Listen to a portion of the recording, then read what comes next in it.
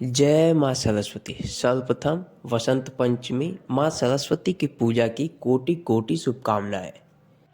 आज हम श्री ब्रह्म वैवर्त पुराण से माँ सरस्वती का प्रादुर्भाव कैसे हुआ ये समझने का प्रयास करेंगे और सनातन धर्म को नीचा दिखाने के लिए ये जो षड्यंत्र रचा गया है कि ब्रह्मा जी ने सरस्वती जी को उत्पन्न किया और उनसे विवाह कर लिया जो उनके पुत्री समान थी, इस बात का भी हम लोग खंडन करेंगे।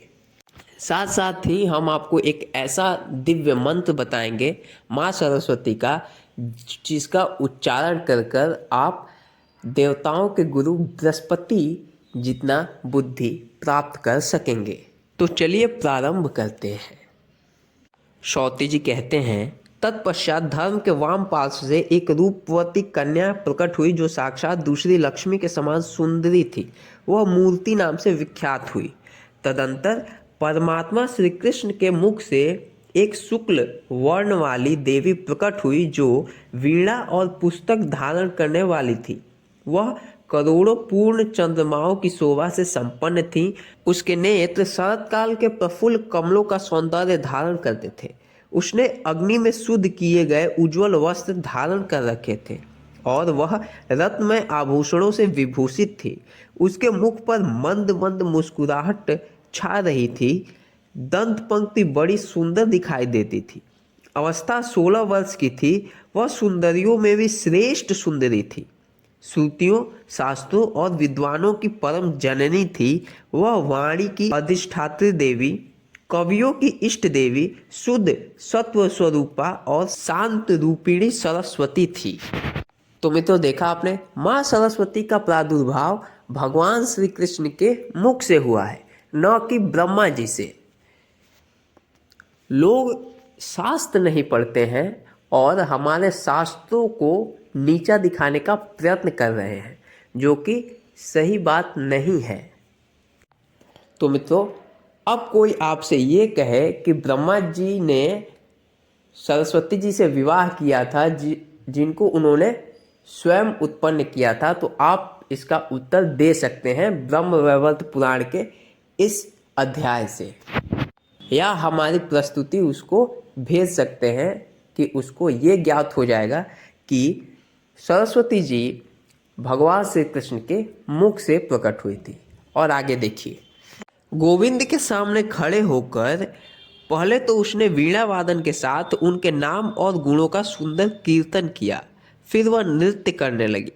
श्री हरि ने प्रत्येक कल्प में युग युग में जो जो लीलाएं की हैं उन सबका गान करते हुए सरस्वती ने हाथ जोड़कर उनकी स्तुति की। सरस्वती बोली, जो रास मंडल के मध्य भाग में विराजमान हैं, रासोल्लास के लिए सदा उत्सुक रहने वाले हैं, रत्न सिंहासन पर आसीन है, रत्नमय आभूषणों से विभूषित है, रासेश्वर एवं श्रेष्ठ रास करता है, रासेश्वर राधा के प्राण वल्लभ हैं, रास के अधिष्ठाता देवता हैं तथा रास लीला द्वारा मनोविनोद करने वाले हैं, उन भगवान गोविंद की मैं वंदना करती हूँ जो रास लीला जनित प्रत्येक रास में विहार करने वाले हैं तथा रास के लिए उत्कंठित हुई गोपियों के प्राण वल्लभ हैं।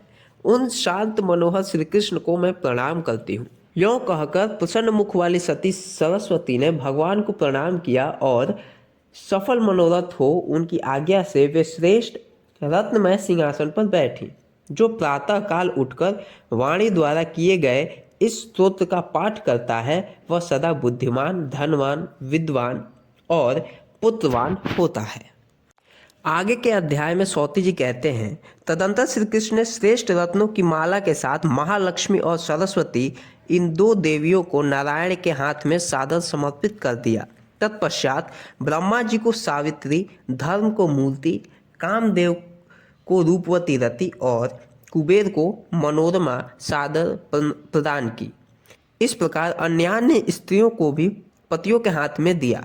जो जो स्त्री जिस जिस से प्रकट हुई थी उस रूपवती सती को उसी उसी पति के हाथों में अर्पित किया। तो मित्रों, यहाँ से भी देखने को मिलता है कि भगवान श्री कृष्ण ने ब्रह्मा जी को सावित्री देवी को दिया, अर्थात उन दोनों का विवाह करवाया।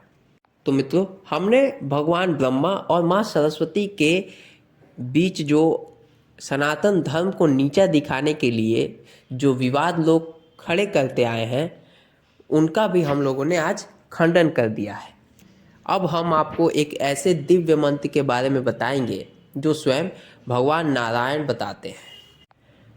श्री ब्रह्म वैवर्त पुराण के प्रकृति खंड में अध्याय है सरस्वती की पूजा का विधान तथा कवच में भगवान श्री नारायण नारद मुनि को वह दिव्य और अद्भुत मंत्र बताते हैं, जो है यह दिव्य और अद्भुत मंत्र है श्रीं ह्रीं सरस्वत्यै स्वाहा। इस मंत्र का 4 लाख बार जप करने से मनुष्य को यह मंत्र सिद्ध हो जाता है और निश्चय ही उसमें बृहस्पति के समान योग्यता प्राप्त हो जाती है। ये भगवान श्री नारायण का कथन है। तो मित्रों, बस आशा करता हूँ कि यह प्रस्तुति आपको अच्छी लगी होगी। हम आपसे मिलेंगे एक और नए प्रस्तुति के साथ। तब तक के लिए राधे कृष्ण, जय माँ सरस्वती।